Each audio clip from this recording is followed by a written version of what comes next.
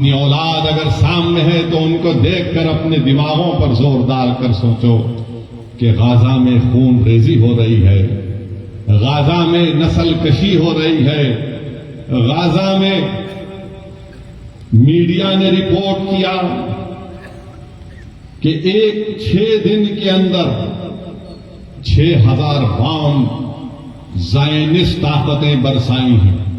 اسرائیل غازہ میں ایک چھوٹی سی جگہ ہے، غازہ 20-21 لاکھ کی،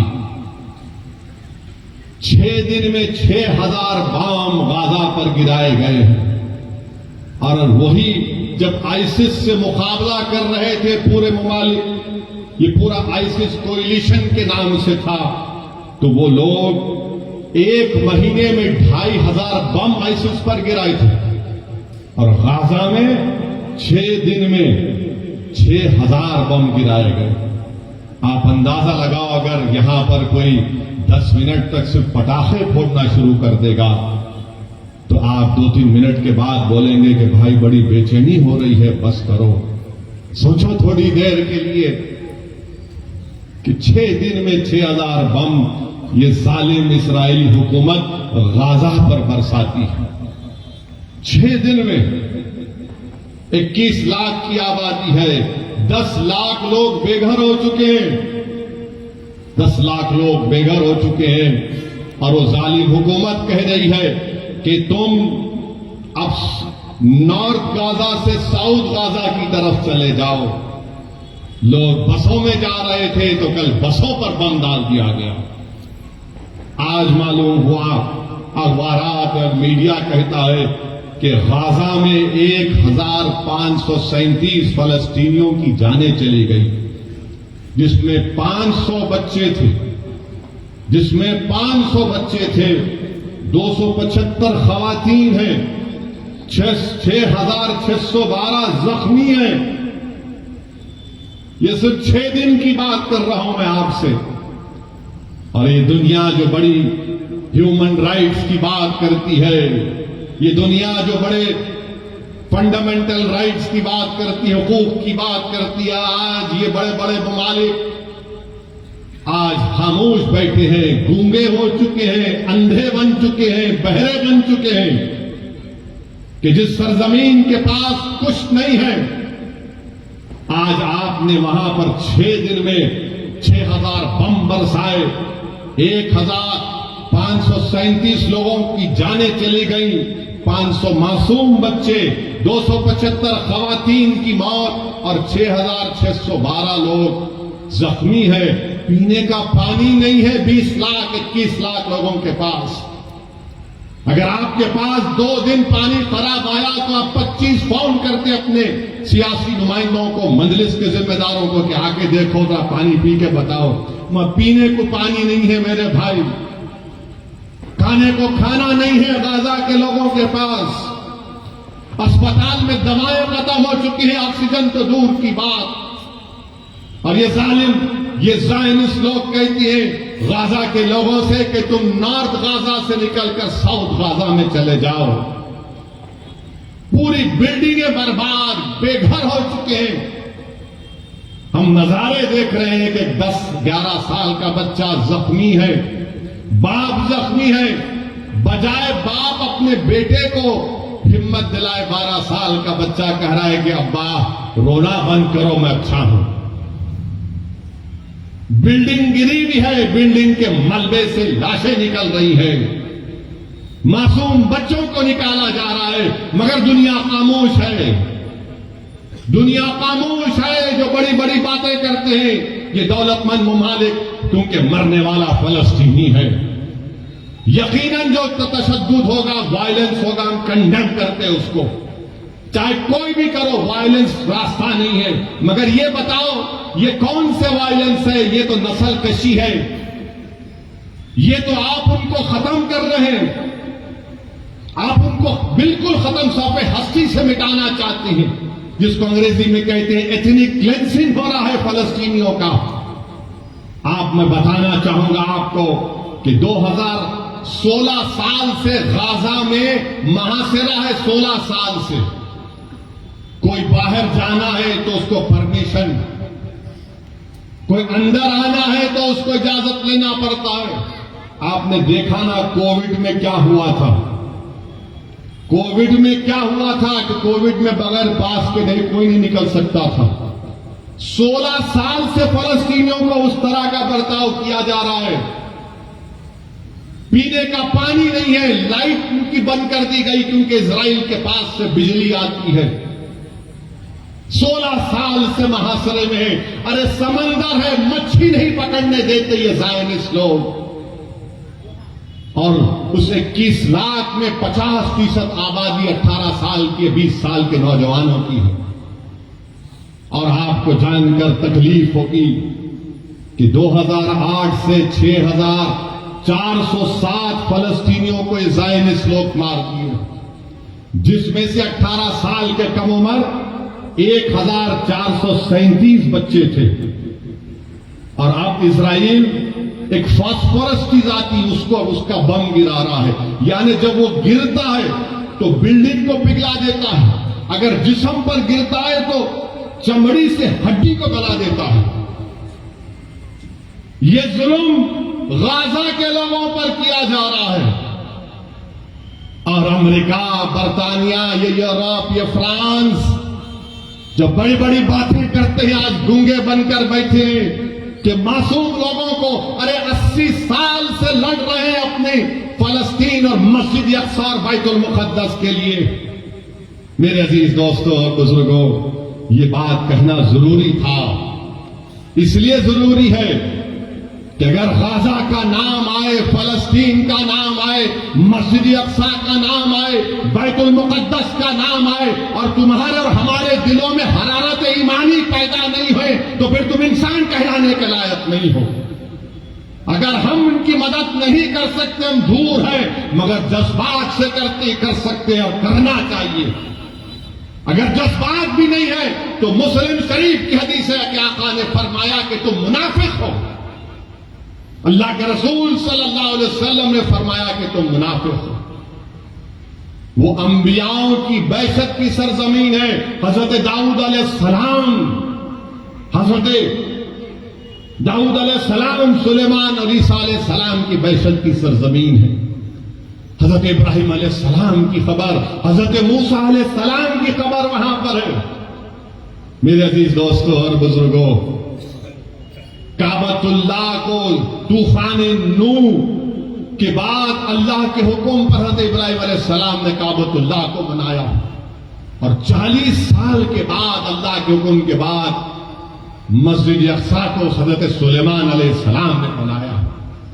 اور دنیا کو ہم بتانا پڑے گا کہ ہمارا رشتہ فلسطین سے, غزہ سے, مسجد اقصی سے, بیت المقدس سے کیا ہے.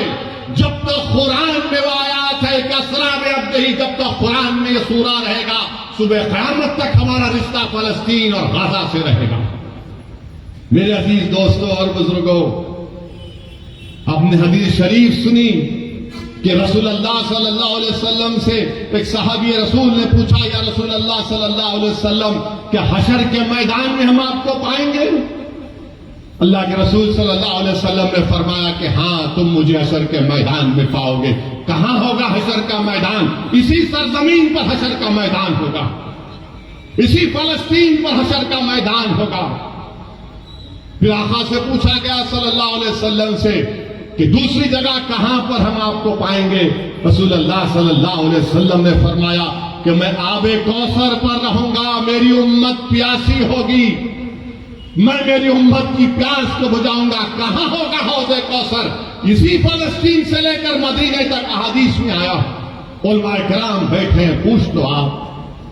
میرے عزیز دوستوں اور بزرگوں, یہ وہ مبارک سرزمین ہے کہ قرآن میں لفظ بارک نہ 5 مرتبہ آیا تو القدس ہے وہ. چاہے سورہ اسراء ہو, سورہ جتنے بھی 4-5 سوروں میں ذکر آیا, 5 جگہ پر لفظ بارکنا کا مطلب قدس. اللہ کے رسول صلی اللہ علیہ وسلم نے فرمایا کہ بڑی خوب جگہ ہے, یہ بڑی خوب جگہ ہے. تو صحابہ نے پوچھا رسول اللہ علیہ وسلم کیوں؟ تو رسول اللہ صلی اللہ علیہ وسلم فرمایا کہ یہاں پر فرشتے اپنے پر بچھا کر بیٹھتے ہیں. یہاں پر فرشتے اپنے پار بچھا کر بیٹھتے ہیں. رسول اللہ صلی اللہ علیہ وسلم نے فرمایا کہ میزان لگے گا، یہ حساب کتاب کی جگہ ہے. میرے عزیز دوستوں اور بزرگوں، امام احمد نے یہ حدیث شریف لکھی اپنے مسند میں کہ اللہ کے رسول صلی اللہ علیہ وسلم نے فرمایا کہ میری امت میں گروہ رہے گا جو صبح قیامت تک حق کی طرفداری کرے گا، جو صبح قیامت تک حق کی طرفداری کرے گا، باطل طاقتوں سے مقابلہ کرتا رہے گا. ان کے پاس دولت نہیں ہوگی مگر حق کی طرفداری کرتے رہیں گے کہ قیامت بھی آ جائے گی. تو صحابہ کرام نے پوچھا ہے رسول اللہ وہ کون سی جگہ ہوگی؟ تو آقا دو عالم صلی اللہ علیہ وسلم نے فرمایا القدس القدس القدس. میرے عزیز دوستوں اور بزرگوں، اسی لیے ہم کو اپنے سینوں میں غازہ کے عوام کی تکلیف کو محسوس کرنی چاہیے. وہ جو 500 بچے مرے، تکلیف کو محسوس کرو. وہ تمہاری اولاد تو نہیں ہے، مگر سوچو اگر تمہاری اولاد مر جاتی. سوچو تھوڑی دیر کے لیے وہ کووڈ میں جب ہم لاشوں کو اٹھا اٹھا کر ڈر ڈر کر لے کر جا رہے تھے. سوچو تھوڑی دیر کے لیے 1 سال 2 سال نہیں، 70 سال سے یہ مجاہد، یہ غیور قوم اگر پوری دنیا میں حق کی سربلندی کے لیے اور باطل کی شکست کے لیے اگر کسی سرزمین پر مبارک روحوں کا خون گرائے تو مسئلہ فلسطین پہ گرا. مسجد اقصی بیت المقدس کے لیے خون بہایا جا رہا ہے. میں سلام کرتا ہوں ان ماؤں کو جنہوں نے ان بہادر بچوں کو پیدا کیا جو زائرس لوگوں کی گولیوں کا نشان بن رہے ہیں، جو بموں سے ان کی موت ہو رہی ہے. مگر دنیا یہ جان لے کہ جب تک ہم زندہ ہیں دنیا زندہ ہے، جب ہم نہیں تو دنیا بھی نہیں. یاد رکھو، موت سے ڈرنے والے ہم نہیں. ہم اپنا مقدر لکھا کر لائے ہیں کہ اللہ میری زندگی میں لکھ چکا ہے، تمہاری زندگی میں لکھ چکا ہے. مگر سوال یہ ہے کہ تم اپنی زندگی غلاموں کی طرح گزارو گے یا پھر تم بہادروں کی طرح اپنی زندگی کو گزارو گے. لوگ مجھ سے پوچھتے ہیں فون کر کے کہ اسد الدین اویسی یہ کیسا ہو رہا ہے، یہ کیا ہو رہا ہے.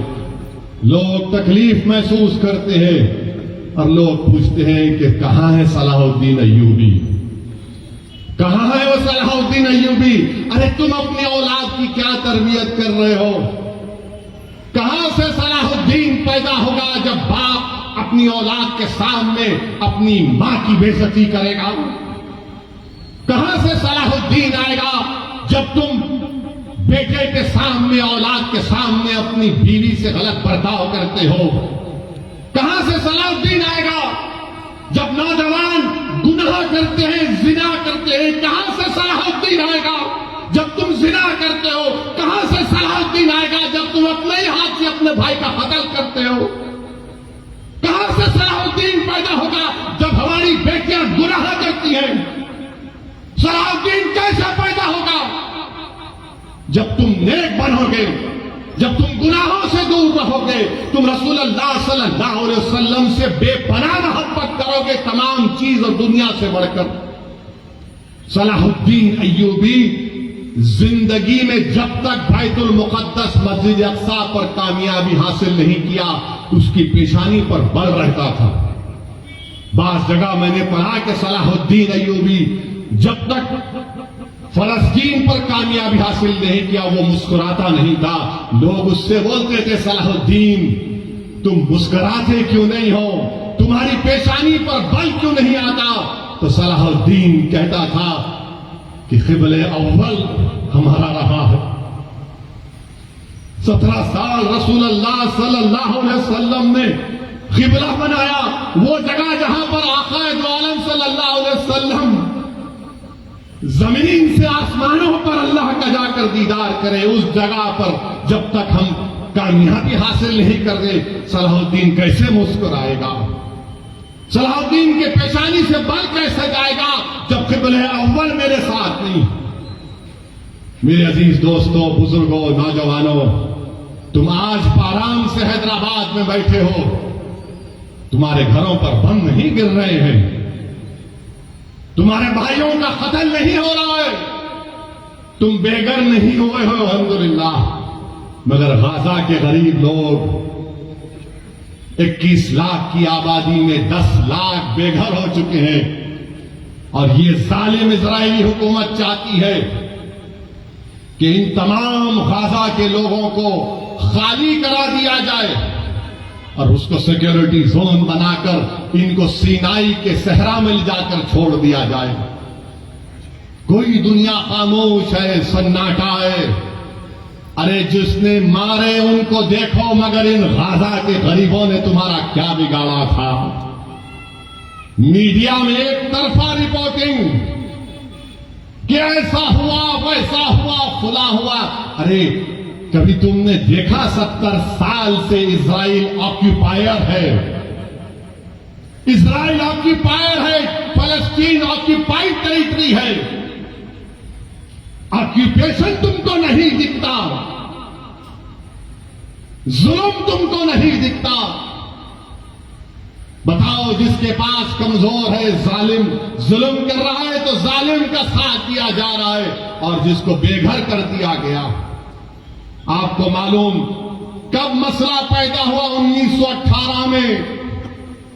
سمجھانے کے لیے کہہ رہا ہوں نوجوانوں، جب تم بڑے ہو گئے، مستقبل تمہارا ہے نوجوانوں۔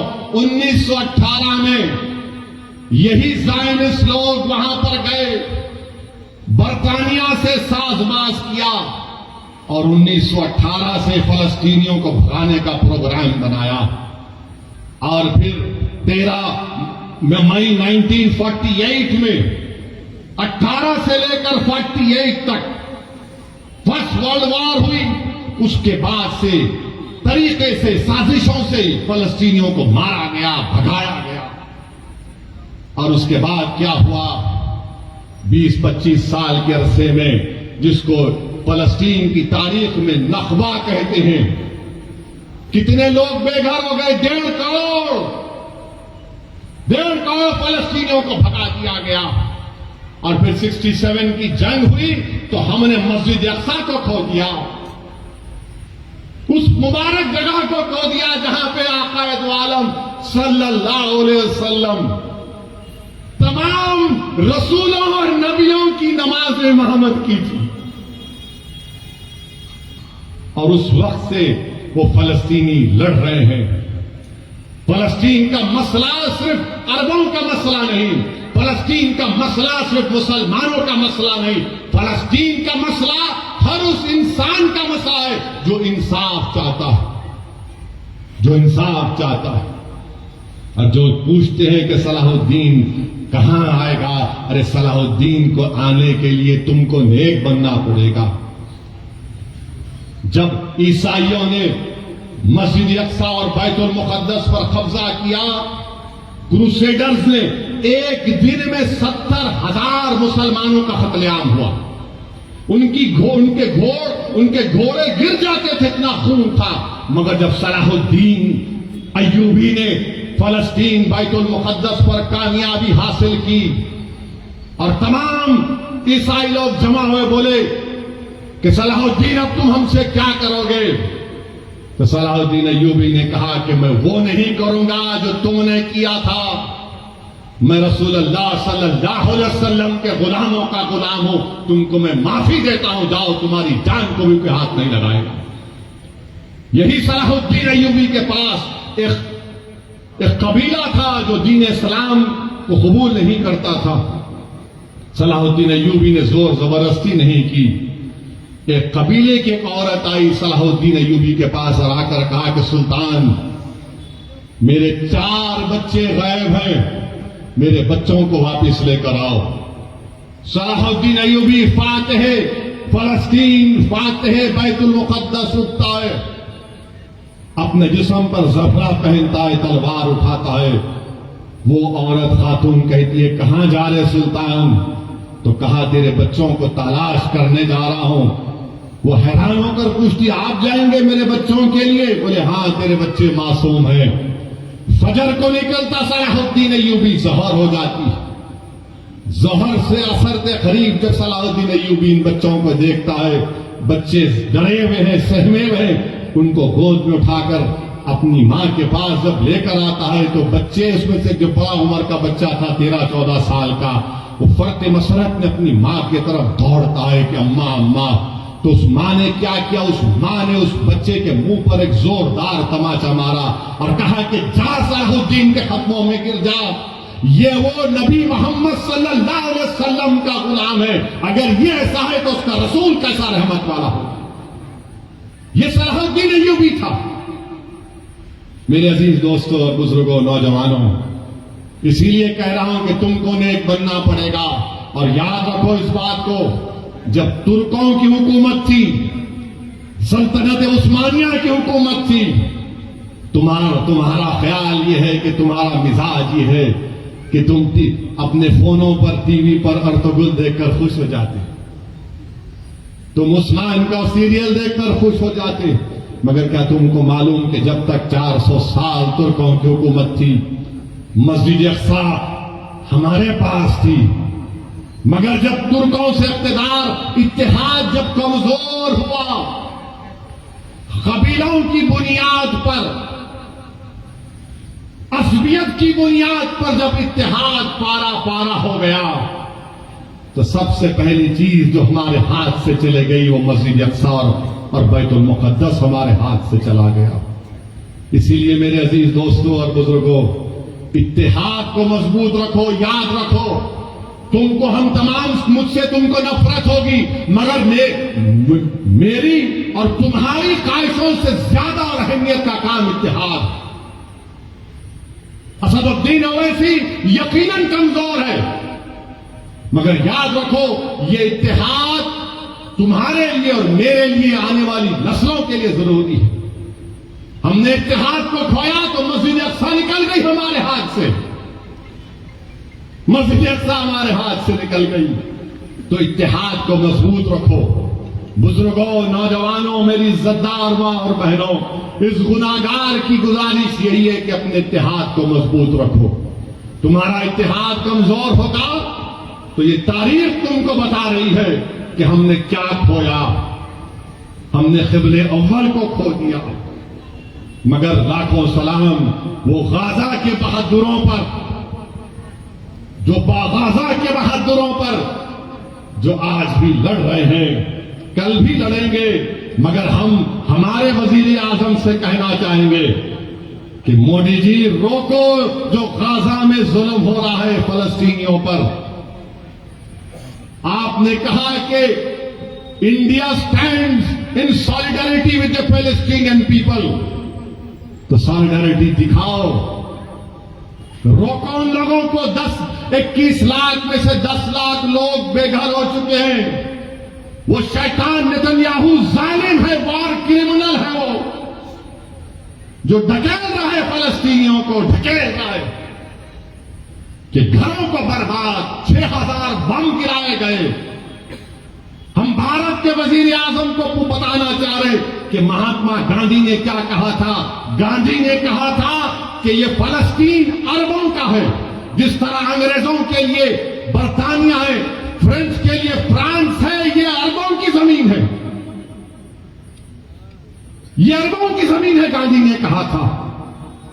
مگر افسوس کی بات یہ ہے کہ آج ہماری حکومت خاموش بیٹھی ہوئی ہے. کیوں خاموش بیٹھی ہوئی ہے؟ اگر ہم پوری دنیا میں سپر پاور بننا چاہتے ہیں، اگر ہم اقوام متحدہ کی سیکورٹی کونسل میں ممبرشپ چاہتے ہیں ووٹنگ رائٹ کے ساتھ، تو پھر ہماری حکومت کو، ہمارے ملک کو یہ جو وار کرائمز اسرائیل کر رہا ہے اس کی مذمت کرنی چاہیے. جو فلسطینیوں کو غازہ سے نکالا جا رہا ہے ان کی مدد کرنی چاہیے، روکنا چاہیے. ارے ان کو پانی دو، دوا دو، لائٹ دو. یہ کون سا ظلم ہے کہ تم ان کو مار رہے ہو؟ بہترین سے بہترین ہتھیار امریکہ دے رہا ہے، ارے آپ ان پر ہتھیار برسا رہے ہیں. میرے عزیز دوستوں اور بزرگوں، ابھی ہمارے ملک کے چیف منسٹر نے کہہ دیا، کیا کہا انہوں نے کہ اگر کوئی فلسطین کا نام لے گا تو اس کو بک کر دو. سنو مکھیہ منتری، میں فلسطین کا جھنڈا ترنگے کے ساتھ لگا کے آیا. میں فلسطین کے لیے کھڑا ہوں اور کھڑا رہوں گا انشاءاللہ تعالی۔ فلسطین صرف مسلمانوں کا عربوں کا مسئلہ نہیں، فلسطین انسانیت کا مسئلہ ہے۔ اور ہم اس بابا مکھیہ منتری سے کہنا چاہیں گے، اگر آپ کو کیس بک کرنا ہے تو وزارت خارجہ NEA پر کیس بک کرنا پڑے گا۔ اگر کہیں یو پی میں مودی جی آگے تو ان پر بھی کیس بک کرنا پڑے گا آپ کو۔ میرے عزیز دوستوں اور بزرگوں، میری آپ تمام سے گزارش ہے کہ اپنی دعاؤں میں ان غزہ کے مظلوموں کے لیے دعا کریے۔ ہم اس مبارک شب میں اللہ سے دعا کرتے ہیں کہ اللہ تجھے تیرے حبیب محمد مصطفیٰ صلی اللہ علیہ وسلم کا واسطہ تو ان غزہ کے لوگوں کی حفاظت فرما دے۔ اللہ ہم تجھ سے تیرے حبیب کا واسطہ دے کر بھیک مانگتے ہیں، یا اللہ ان کی جانوں اور مال کی حفاظت فرما، پروردگار ان کی غیب سے مدد فرما۔ یا اللہ تیرے حبیب کا ارشاد ہے کہ صبح قیامت تک ایک گروہ رہے گا جو حق کی طرفداری کرے گا۔ یا اللہ اس سرزمین پر جہاں پر حشر کا میدان ہوگا، یا اللہ اس سرزمین پر جہاں پر آب کوثر ہوگا، یا اللہ اس سرزمین پر جہاں پر میزان ہوگا، یا اللہ جس سرزمین پر پوروں کو تو اکٹھا کرے گا، پروردگار وہاں پر ظالم ظلم کر رہا ہے، یا اللہ مدد فرما غزہ کے لوگوں کی، اللہ غزہ کے لوگوں کی حفاظت فرما۔ پروردگار تجھے تیری رحمت کا واسطہ اللہ تو رحم فرما دے۔ اللہ تیرے آپ کے پاس 70 ماؤں کی محبت ہے، پروردگار جو ہزاروں کی تعداد میں لوگ مر رہے ہیں، جو بچے مر رہے ہیں، اللہ ان ماں باپ کو ہمت دے، اللہ ان کی حفاظت فرما۔ اللہ تیری پوری کائنات میں کوئی ایسا نہیں ہے جو ان غریبوں کی مدد کر سکے، مگر اللہ تو زمین و آسمان کا خالق ہے، تیرے خزانے میں کوئی کمی نہیں آئے گی۔ اللہ تو کن فیکون فرما دے پروردگار۔ اللہ ان کو کوئی کھانا نہیں دے رہا، اللہ تو رزاق ہے، ان کو رزق دے دے۔ اللہ کوئی ان کو پانی نہیں دے رہا تو آسمانوں سے بارش کو برسا دے۔ اللہ ان کے پاس دوا نہیں ہے تو شافی ہے، اللہ ان کی شفاعت فرما دے۔ پروردگار آج اس زمین پر جو لوگ حق کے لیے کام کر رہے ہیں ان کی مدد فرما۔ اللہ ظالموں کے ظلم سے چھٹکارا دلا دے، اللہ تشدد کو ختم کر دے۔ ہماری اللہ سے دعا ہے کہ اللہ نبی کریم صلی اللہ علیہ وسلم کے صدقے طفیل میں فلسطینیوں کی مدد فرما۔ اللہ اس علاقے کو امن کا گہوارہ بنا دے، اللہ اس علاقے کو امن کا گہوارہ بنا دے۔ اللہ ہمارے ملک میں امن کو مضبوط فرما دے۔ اللہ ہمارے جان اور مال اور خاص طور سے یا اللہ ہمارے ایمان کی حفاظت فرما، اللہ ہمارے ایمان کی حفاظت فرما۔ پروردگار جب تک تو ہم کو زندہ رکھے گا میرے مولا، تجھے تیری رحمت کا واسطہ، تیرے حبیب کا واسطہ، ہم جھکے تو صرف تیرے سامنے جھکے۔ اللہ ہم کسی سے مانگے تو تجھ سے مانگے۔ اللہ ہم کو شرک سے بچا لے، اللہ ہم کو شرک سے بچا لے۔ اللہ تو ہمارا رب ہے، ہمارے لیے کافی ہے۔ اللہ تو ہم کو رسول اللہ صلی اللہ علیہ وسلم کو امتی بنایا، یہ دنیا کا سب سے بڑا اعزاز ہم کو دیا میرے رب۔ لاج رکھ لے میرے اللہ، لاج رکھ لے پروردگار۔ اللہ کمزوروں کی، مظلوموں کی لاج رکھ لے۔